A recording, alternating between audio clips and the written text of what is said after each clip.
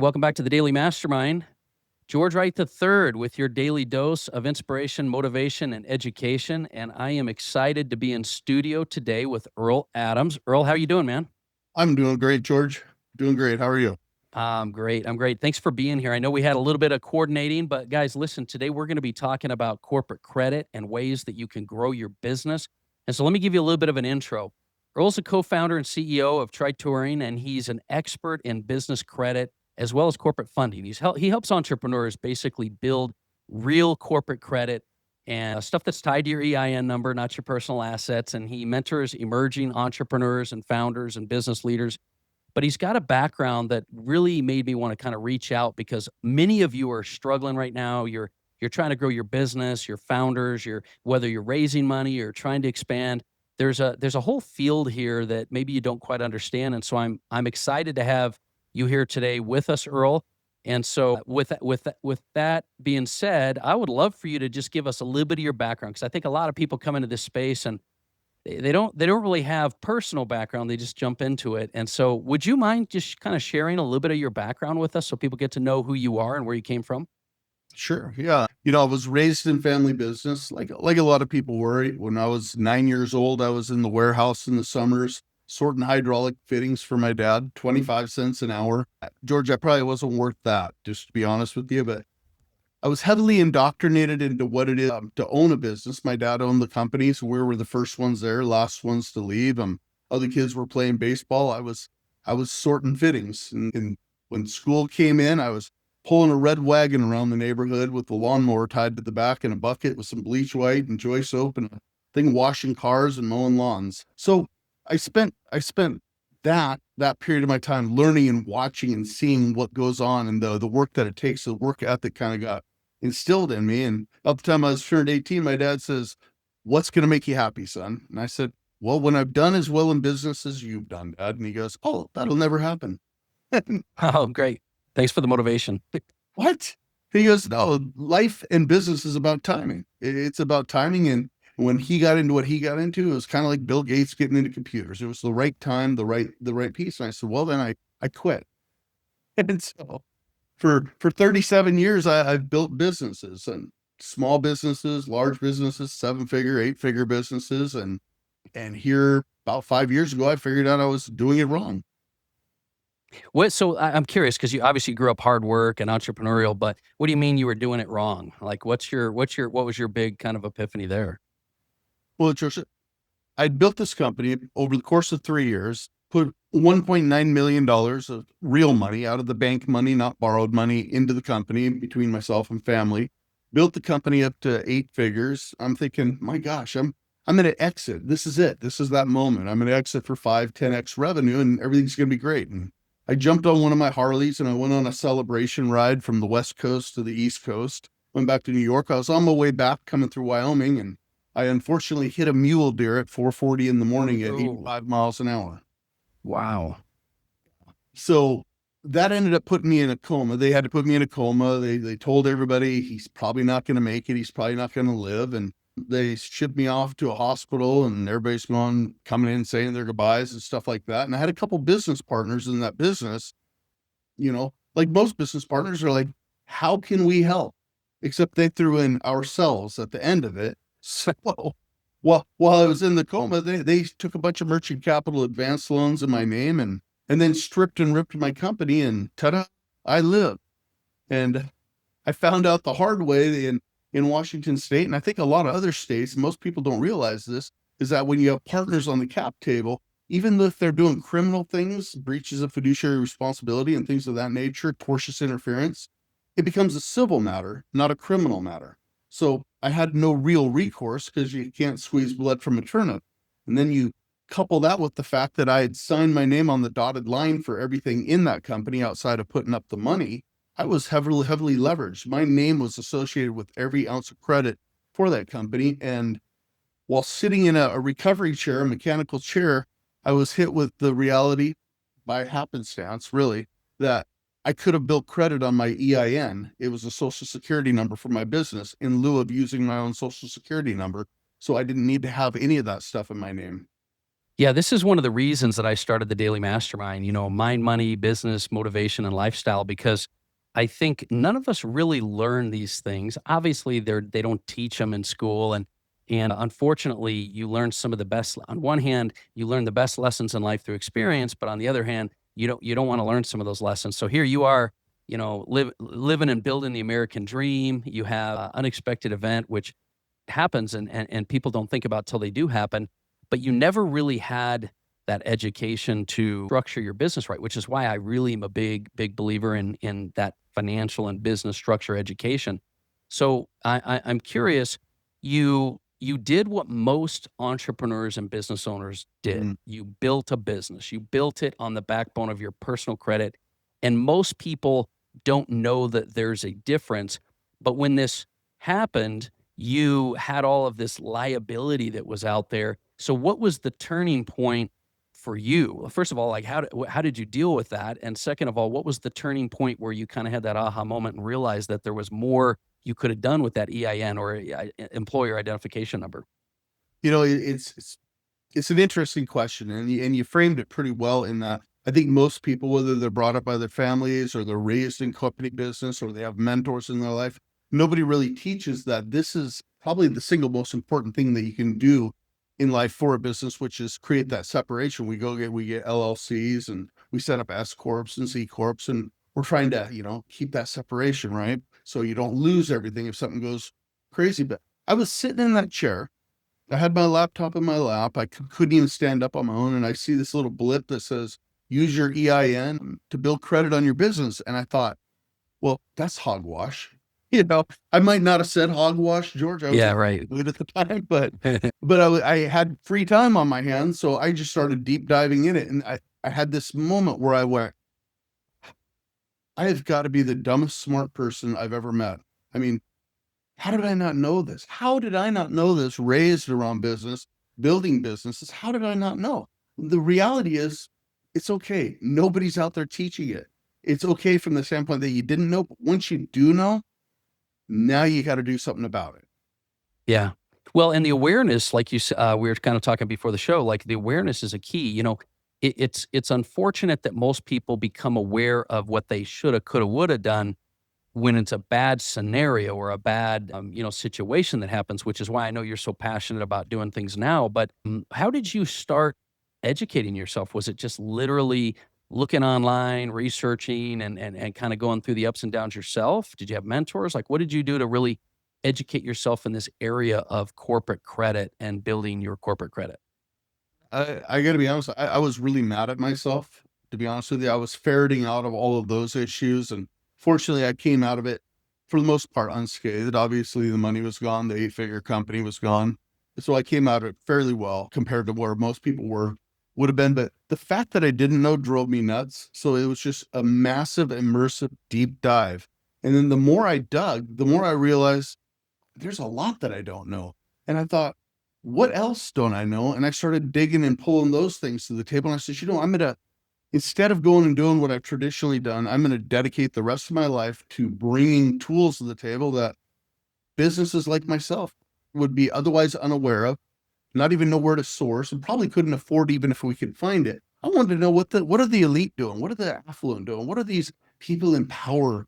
What's their loophole? And I started dragging all this in. And the most prevalent piece was really that initial separation of personal and business and how you do it and what the methodology was for it. And so it's just been, and every day, honestly, is an exercise in learning more and adding to all of these other pieces that I've been able to bring to the table in our company. Yeah, because tax laws change all the time. Different things change all the time. But like you said, and I think it's important to note for the listener that the ultra high net worth and the really successful businesses out there, they are not scaling their businesses with personal guarantees, because it's not only the topic of separating your liability, but it's also my experience, there is even some not just benefits, but better leverage you can get by growing your corporate credit. So help us understand what's the difference between corporate credit and personal credit as far as guarantee and liability in a business. What and why does someone want to immediately make a shift? Is there can you just make that decision, or do you have to get to a certain point before you can, because we probably have listeners that are everywhere from startups and founders to large businesses that currently have personal guarantees on their merchant processing, all that kind of stuff. Where do you start and what's the core difference in your mind? Well, look, it doesn't matter if you're thinking about going into business or you've been in business for 15, 20 years. The end result's still the same. I talk to businesses all the time that they do millions upon millions of dollars in top line revenue, and we'll go and pull their business credit. And this is funny because, and I'm going to tell you the distinction, but they only qualify for like $1,500 or $2,000. And I'm like, what am I going to do with $2,000? When you turn 18, most people, they start building their personal credit, right? Maybe they go get a cosigner. Dad cosigns for them, gives them that speech, be a good steward of your finances, and you'll build it, but you're going to need it throughout life.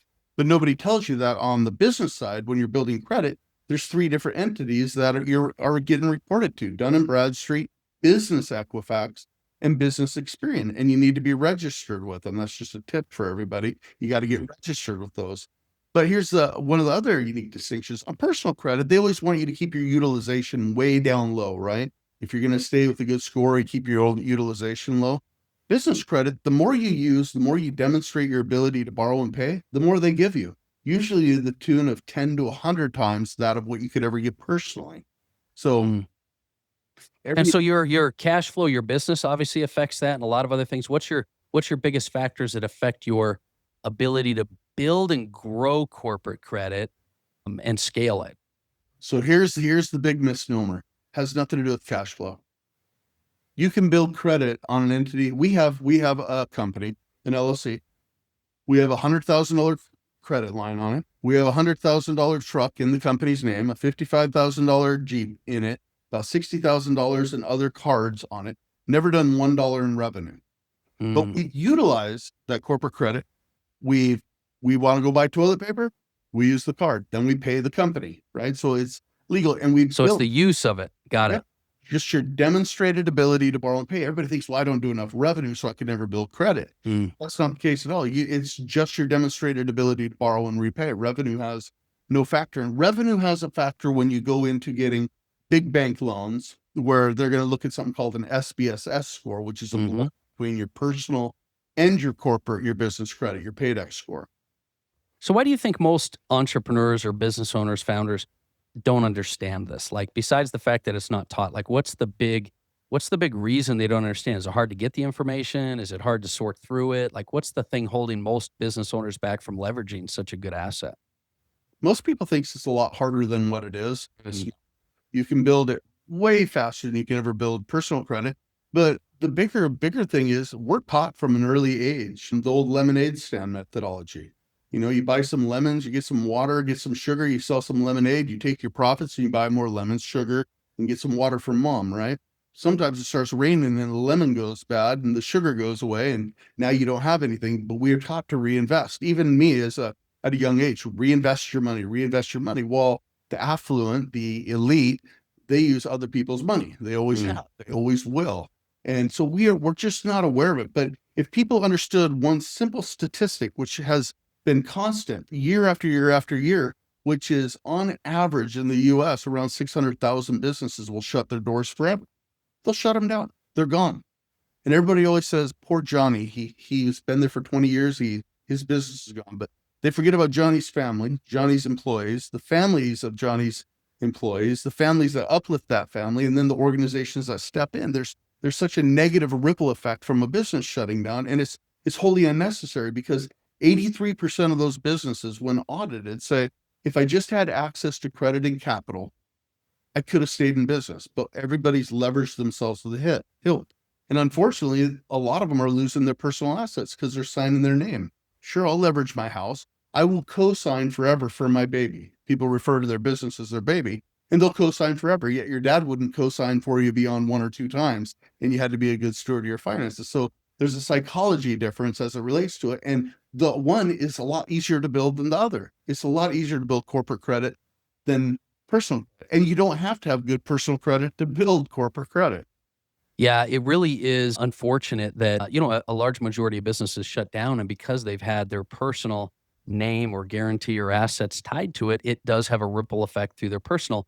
And I think most people I've learned that over the years don't realize that the ultra high net worth, like I said, they don't use their own money.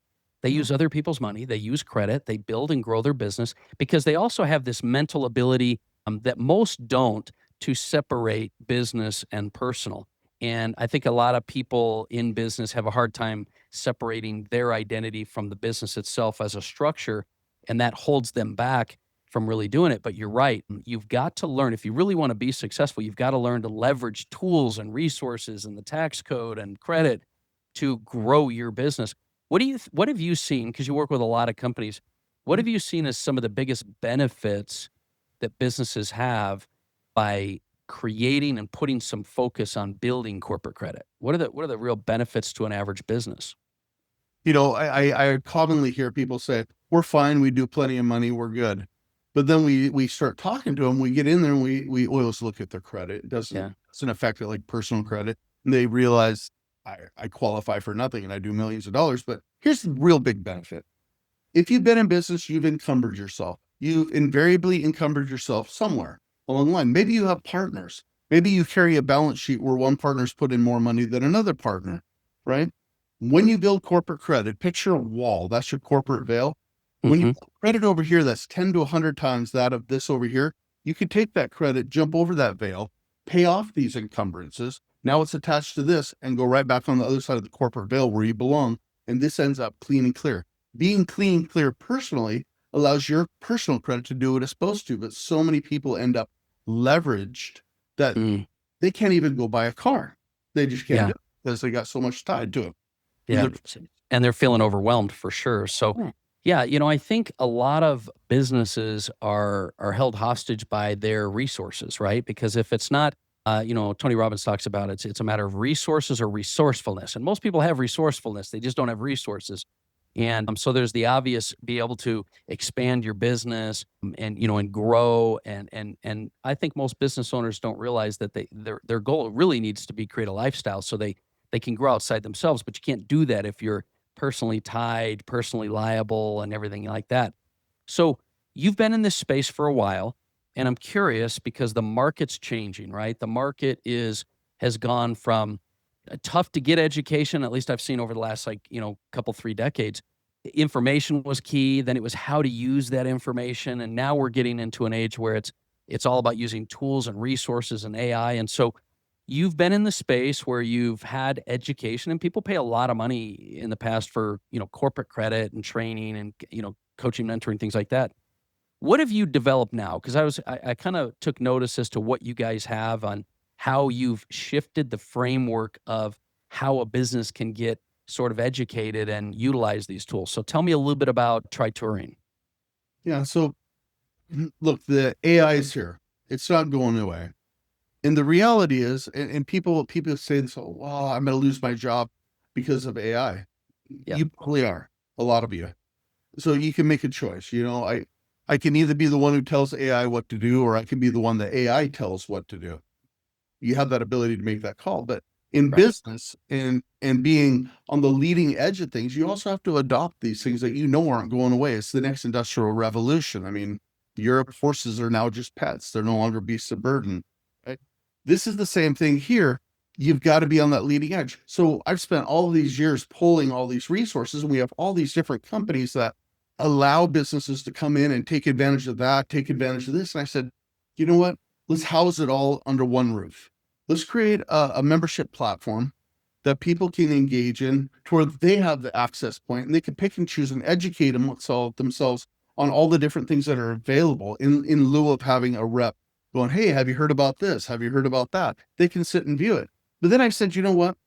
If I truly and genuinely believe, like I do, that the most important thing you can do for longevity within your business is to establish corporate credit now before you need it, right? Hmm. Then I should make that really accessible. And we've sold the platform forever for 3,000, 4,000, 5,000, depending on how you bundle it. The chronology doesn't change. I said, let's negate a lot of the human element. Let's utilize AI on the educational side and let's just give it to people. Let's let them have it just for being a member.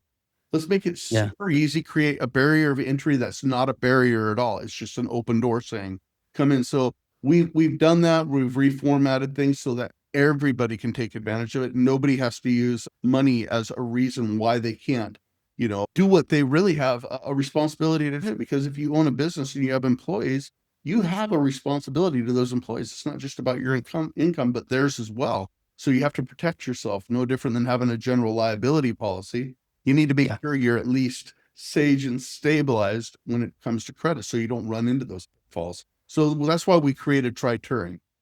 Yeah, that's interesting because it's just another great example. I was doing a master class earlier today talking to people about how they need to not just understand AI, but they need to know how to utilize it both to leverage their time, but also access information. And so I love that you said that because a lot of times people think, well, cool, catchy platforms and phrases and all these kind of things. But at the end of the day, technology is making it available for you to quickly assess your needs, get access to information, and so leveraging AI is, I think, a clear differentiator, and I think you guys have done a good job of that. So that's really cool. I like people to understand that it's not as difficult to understand how to build corporate credit or deal with your corporate business structure as it has been in the past. But you have to, not let that. I think you guys have probably done a good job of making sure people are not, afraid to engage with all of the tools and automation and everything because you've put it together in a nice platform. Let me ask you this. What do you think is the biggest obstacle you find with businesses you have right now, that's holding them back from just going down the road of trying to establish business credit? Are they too busy? Do they not understand? Like we've talked a little bit about it, but what's the biggest thing holding people back right now? They think it's going to be a heavy lift that it's not. There's just a look to take care of your foundation when it comes to building business credit. You may have a cumulative 3 to 4 hours all in told. And Mm, once you set that foundation, the rest is just an exercise in rinsing and repeating, right? But you've got to get the foundation. So if you can parse 3 to 4 hours out of your life and just follow the steps, the chronology of it, then you're foundationally set to where you need to be. But the inherent thought associated with, oh, this is going to be this heavy lift, and I don't like technology, George. It scares me. yeah. It's not. It's literally almost multiple choice. Just fill in the box, and if you don't understand it, watch the video associated with it. It'll take you no time if you just do that. If you It's taking the first step, right? Like it's the same problem people have in everything, including business, is taking that first step. I'm curious, is there just from a tactical standpoint, does the type of entity or business that you own affect your ability and your efficiency at developing corporate credit, whether you have an S corp, an LLC, a C corp, whether you're a partnership and things like this? Do those all factor in? And is that what kind of your platform helps people to understand, or is there any kind of information you could kind of give our listeners on that end, depending on what type of business, sole proprietorship, LLC, whatever that they have? Yeah, we've actually within the platform, we're big on education. We want people informed, especially coming from my standpoint. I'm like, I didn't know this, I didn't know that. So I'm like, I'm going to pile everything I didn't know into it. So everybody knows. But the reality is, whether it's an S Corp, a C Corp, a 501c3, an LLC, all you have an EIN. Every one of them have an EIN. They don't have any impact on your ability to build credit. Your EIN is what you build credit on. So Got it. it's not some exercise in gotta figure this out. Even though if you want to know how to structure your business, that's all part of the chronology of the platform, because we can take somebody from absolutely nothing and they go right through the steps. And some of them already haven't figured out, so they're just skipping the steps, right? Mm, They're just yeah. doing things like a free tip for people. If your business isn't registered with 411, Mm, you, you're going to have problems. You're going to pop a red flag. People don't realize that, but I can say it. But then where do you go? Well, we give you a button, you just push it, and it takes you right there, and you do it. There's simple yeah. things there, and I'm happy to give. It doesn't matter. It's not a Yeah. secret. You can go to AI You're right right. now. Yeah. How do I do it?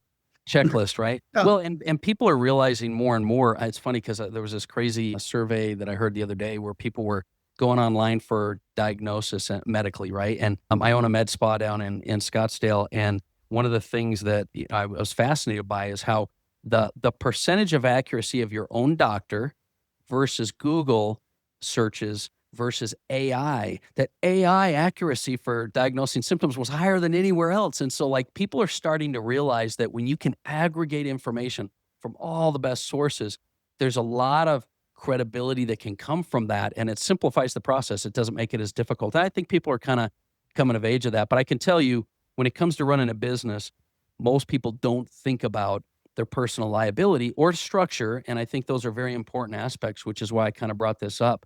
Do you have any, we're getting to the end of our time here, but do you have any specific advice that you would give a business owner, founder at whatever level they're at that maybe is not focused on corporate credit that you feel like they should be looking at in the current market or next steps they should take? Like what would be some of the kind of final thought you would leave with people that are hearing this topic?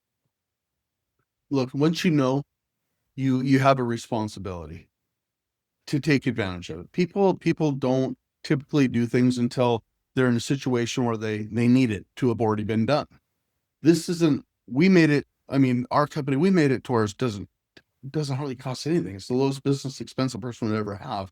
And it's all right there. Once it's done, it's done. Just be a Mhm. steward of your finance. But if a person's out there sitting there thinking about it, change your life. Don't put yourself in that position. You don't Yeah. need it's totally unnecessary. And it's not the heavy lift that you think it's going to be. It's what you do after the fact. And it's not about loaning money. Building corporate credit is not about going and borrowing money. It's Yeah. about changing how you spend your money. You're still going to buy pens. You're still going to buy paper. You're going to buy computers. You're going to buy fuel for your vehicles. You're going to buy toilet paper. You're going to buy food. Whatever you're spending money on in your business, do it as the business, not off your Mm. debit card, not off a credit card, not off something you personally guaranteed. Change all of that. And what happens is by changing how you spend your money, you're demonstrating your ability to borrow and pay. So when that time comes, if that time comes, you're already Mm. pre-positioned for the lenders to look at you and say, you've been on the dance floor. I'll dance with you too. Yeah, it's a philosophy of how you run business, and as you get, no matter what level of business you're at, you have to learn to create a philosophy where you understand how to leverage the tools and resources available to you. And you also have to you have to prepare ahead of time, and I think that's one of the biggest messages I think people need to understand is that you may not think you need to prepare with resources and tools like this, but you don't want it to be like, Earl, you had happen when it was too late, right? Right. In hindsight, there's not a lot you can do. And so it is important to do that. So I do appreciate you being here and sharing this message. I think that structure in business and not just structure, but taxes and money and investing and things like that are things that we don't necessarily highlight enough. And I do feel like it's a very, very important aspect. So where can people go to connect with you if they want to connect with you? And also, maybe next steps. And I'm happy to put some links in the show notes as well here. Where's the best place people can kind of connect with you personally?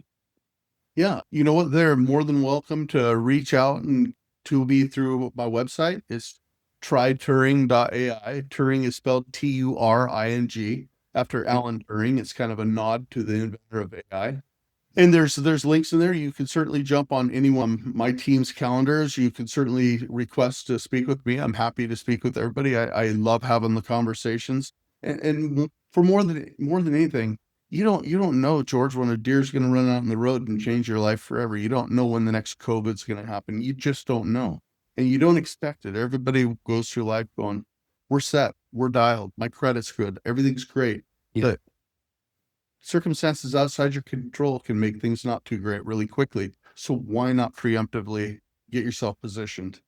Yeah, there's no excuse. It's never been simpler and easier. So that's awesome. I'll put if you're listening to this episode, I'll put in the show notes the social media handles for Earl as well as the company. And we'll put a link to the website as well so you can go check it out and go try touring. So that'll be something that I encourage you to do. And then if you have any questions, certainly hit us up. But Earl, I appreciate you being here. I encourage listeners to go out and you've got some great messages online. I've been able to kind of consume some of your content, and I think they'll get a lot out of it. If at a very minimum, ways they can structure their business and really create some boundaries and barriers to, personal liability. I think that's going to be very helpful. So thank you for being here.